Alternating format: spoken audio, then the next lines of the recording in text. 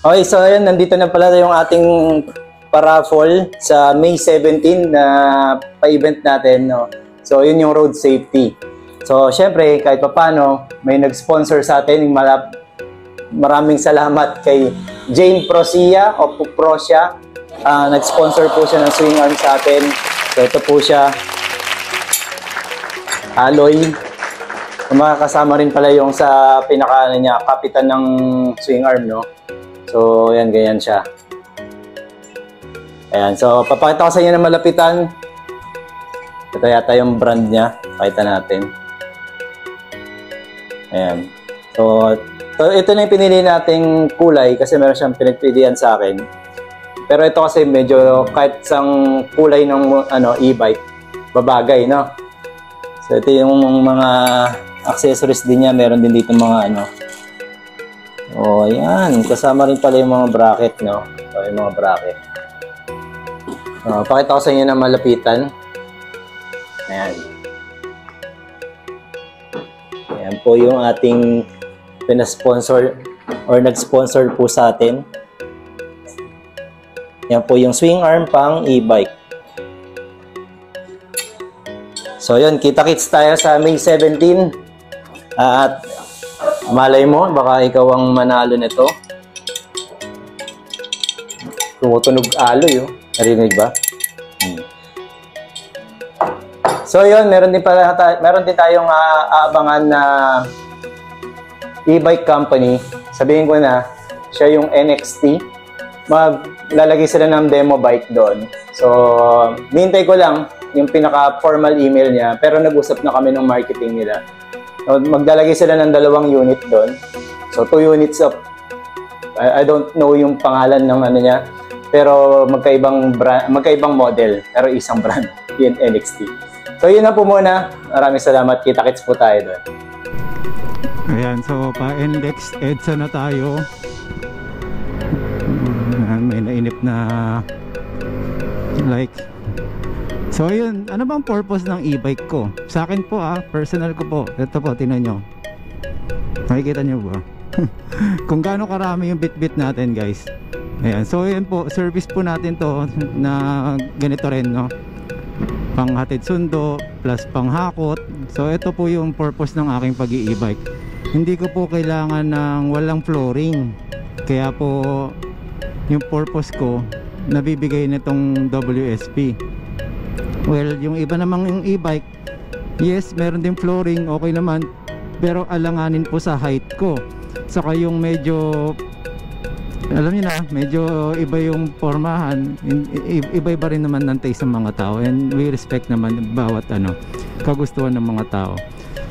So siguro kung ako bibiyaan ng mga e-bike pa, iba-iba itsura, iba-iba ang category para sa akin. So I respect kung ano man yung nagiging gusto ng mga bawat tao. Kung hindi nila gusto yung trip mo, okay lang yun. We respect that kasi iba naman yung taste nila, di ba? So yun yung aking purpose kung bakit ito gamit ko. Ayun, at the same time, syempre, kaya tayo nag-upgrade din ng controller kasi para medyo sumabay tayo na mabilis kaysa yung kaya naman po nung stock. Kaya lang po, ang problema, yung yung tipong bumibuelo pa tayo. May LTO. Guys, dinadaanan natin mga malulupit mga huli.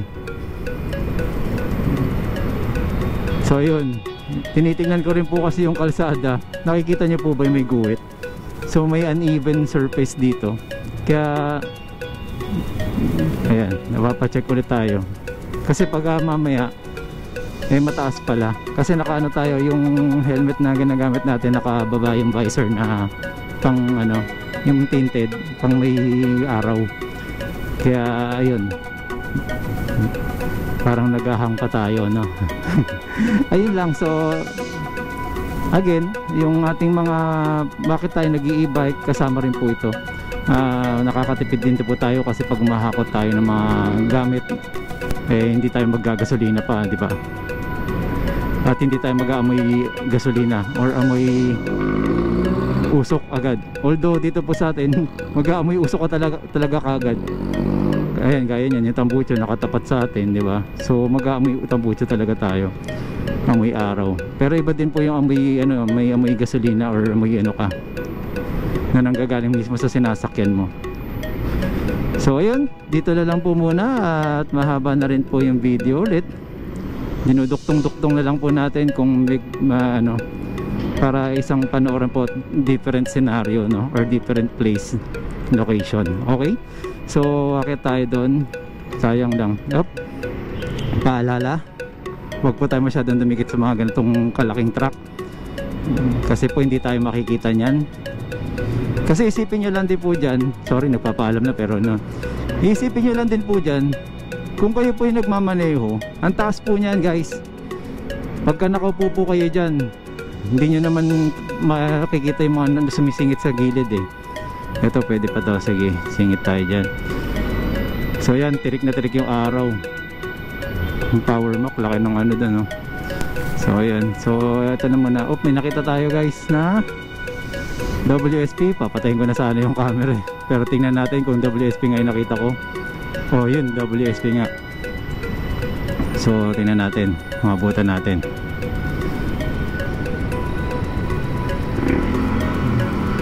Ayan, ito po ay Ayala, ano tawag ito? Cloverleaf. Nasaan na siya? Ba't nawala? Nawala ah. Ay ah, nawala siya. Mike, nawala yung naka WSP. Paano nangyari yun? Ah, yun na yun, nakita ko na. Ang bilis ah. Bulin natin. Ito yung kala mo, yun ang hinahabol mo, hindi niya alam na hinahabol ka. Oh, may ano, may sunog na clutch. Ayan, level 1 lang po tayo. Ayan po yung takbo niya.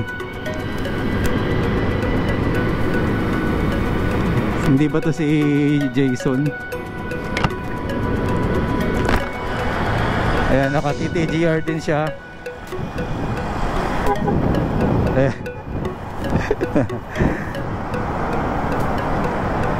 Ano tayo? Hintuan ko sana, kaya lang mayroon nakatutok na kotse sa taas. Ay, sa likod pala, sa taas tuloy. So shoutout sa'yo boss. Ayan, medyo lubak.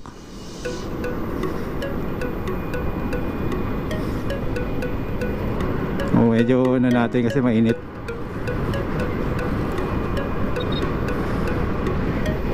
Okay, gilid na tayo ulit. So hindi ko alam kung saan siya patungo.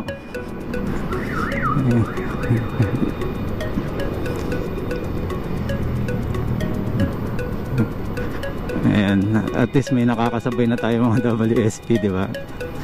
Saka ang ganda nito, di ba? Pag nakakakita ka ng kapwa mo na naka-e-bike, tapos ano, nagkakasalubong kayo or nagkakasabayan kayo, nakakatawa na, uy, pares tayo, di ba? But parang iba yung ilaw niya, kulay violet, kulay purple. Ayan. So tingin ko stock pa yung sa kanya kasi pati gulong niya stock pa. Matte black ang kanyang kulay. Ayan, nag-aalalay tayo kasi baka tumalbog yung ano natin, yung mga bit-bit. Napahaba na yung video natin dahil may nakasabay tayo. Yun, no, TTGR, lakas doon. TTGR, baka naman. Pero marami pong ano, marami pong shocks na pwede pong gamitin. Hindi siya naka Pirelli na siya. Tama ba? Pirelli ba yun? Ayun, may kasalubong tayo. Bike.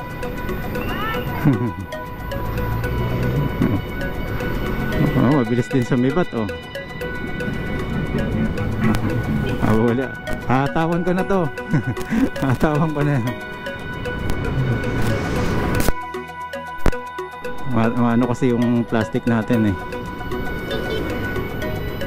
Ang sarap lang ng e-bike eh, no? Tamang chill lang eh, no? Matuli na sa lagay na to eh.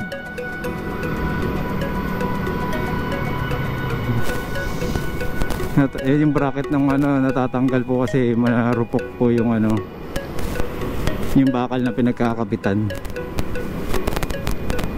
Ayan, mag level 2 na tayo. Ayan, overtake na tayo.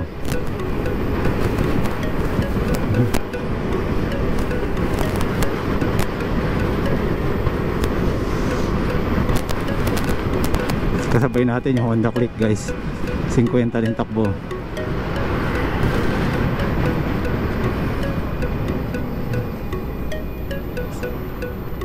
So yan, muna na ako kasi mainit na rin naman panahon eh. Napawisan na rin yung likod ko. Okay, so dito na lang po muna guys. Shoutout kay kuya na nakasabay natin dito sa Quirino Highway. Medyo bibilisan ko na rin ng konti dahil mainit na talaga. Thank you. So yan, yung katulad nung ano natin, paparapol natin, ganyan magiging itsura. So ang linis tignan, mas makakagaang pa. Kaya sali kayo para may pagkakataon kayo manalo nun, di ba? So okay, once again, Marvin Chua Motovlog po. Maraming salamat po. Salamat din po sa mga nag-subscribe.